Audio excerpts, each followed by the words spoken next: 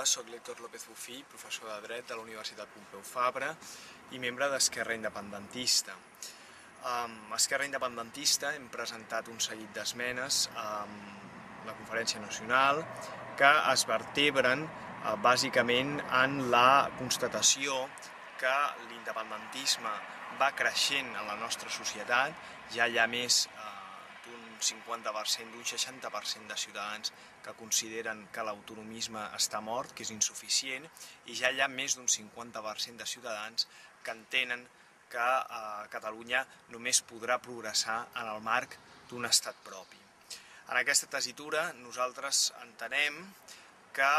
la Conferència Nacional ha de basar-se en dos eixos que posin en relleu, d'una banda,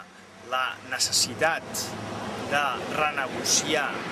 el pacte d'entesa, d'un acord d'entesa que es va fer a correcuita i que suposava una reculada respecte a l'acord que hi va haver amb el PSC i Iniciativa per Catalunya en el pacte del Tinell, una renegociació de l'acord d'entesa que comporti el reconeixement d'una acció política tendent a aconseguir el concert econòmic, tendent a aconseguir reivindicacions d'Esquerra Republicana que ara mateix han quedat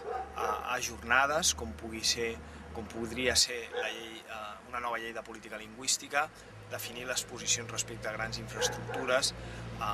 reivindicar de forma immediata el traspàs de Rodalies, reivindicar de forma immediata el traspàs de l'aeroport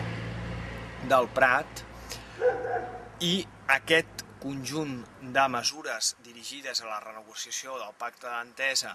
mesures de construcció social focalitzades cap a l'objectiu de la construcció nacional, cosa que significa deixar ben clar que a la